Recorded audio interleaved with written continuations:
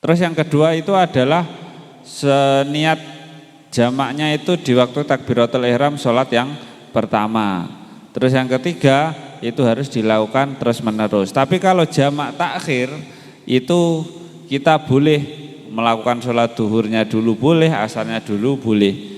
Kita juga tidak perlu langsung terus menerus. Pemisahnya itu agak lama, pokoknya belum habis waktunya itu bisa saja, itu jamak takhir. Wa amma jamu takhiri fayajibu fihi ayakuna biniatil jam'i. Tapi kewajibannya jamak takhir itu nanti ketika di waktu awal, semisal waktu duhur kan, itu nanti pada waktu itu kita harus ada niat.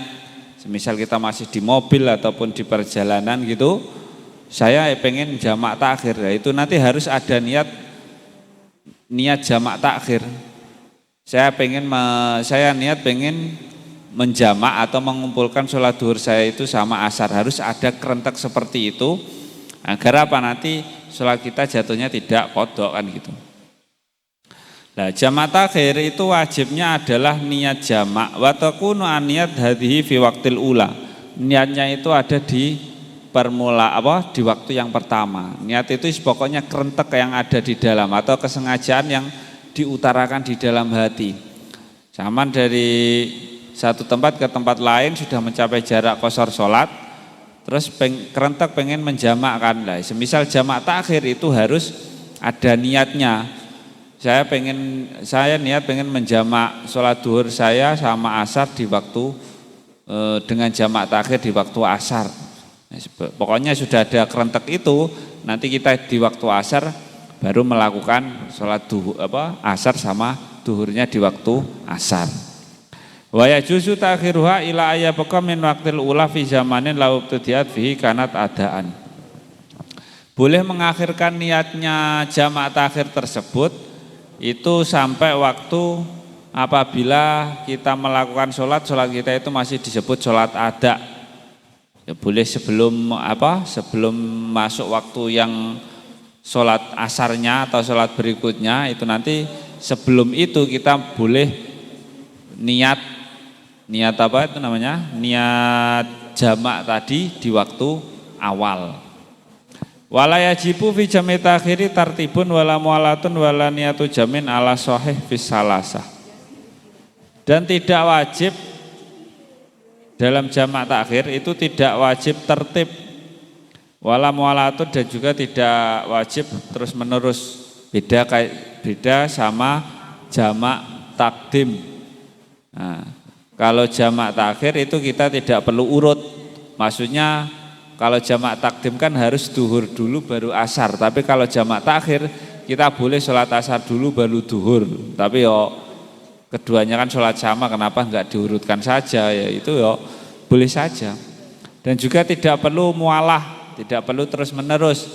Semisal kita mau menjamak takhir di waktu maghrib sama isya, pengen saya jamak di waktu isya gitu. Nah, itu nanti semisal kita sholat maghribnya di waktu jam 9, terus pengen dilakukan di waktu isyaknya dilakukan di waktu jam 3 semisal. Nah itu kalau menurut qaul sahih itu boleh saja. Dan tidak perlu niat jamak lagi. Maksudnya pas takbiratul ihram karena jamak kita tadi itu sudah diniatkan pada waktu awal di waktu zuhur ataupun waktu maghribnya, itu menurut qaul qaul sahih maksudnya. Qaul sahih berarti menurut qaul tidak boleh. Jadi harus melakukan niat jamak takhir. Jadi sebelum saya tutup, mungkin ada kakak-kakak melakukan Kang santri dan juga Mbak santri yang pengen bertanya, silahkan saya buka 2 atau 3 pertanyaan. Ada pertanyaan? Ya silahkan. Dari siapa? Di mana?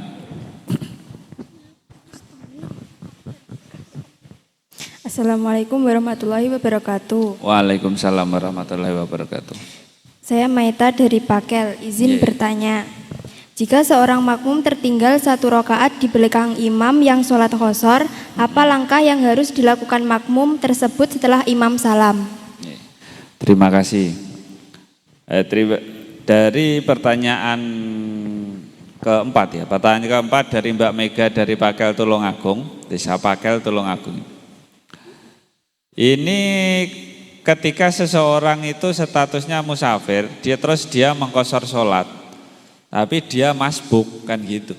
Masbuki tertinggal 1 rakaat atau beberapa rakaat dari sholatnya si imam. Nah, itu nanti bagaimana yang harus dilakukan seorang makmum yang mengqashar sholatnya itu. Jadi saya ulangi untuk memperjelas lagi, yang dari awal itu seorang musafir yang mengqashar sholatnya atau meringkas sholat itu hanya boleh bermakmum pada orang yang sama-sama mengqashar sholat. Kalau dia itu makmumnya pada orang yang bermukim atau orang yang sholatnya itu utuh, enggak diringkas, itu tidak boleh kita bermakmum pada orang yang melakukan sholat penuh gitu.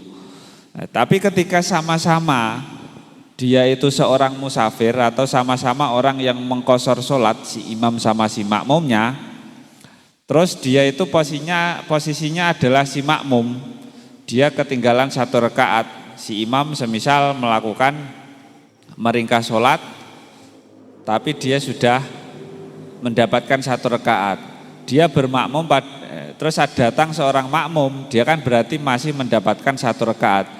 Ya udah, tinggal kita itu, semisal kita seorang makmum, kita tinggal mengikuti si imam. Ketika imamnya itu sudah salam, kita tambahkan lagi 1 rakaat. Ya kayak apa itu namanya? Ya kayak makmum masbuk konvensional pada umumnya gitu.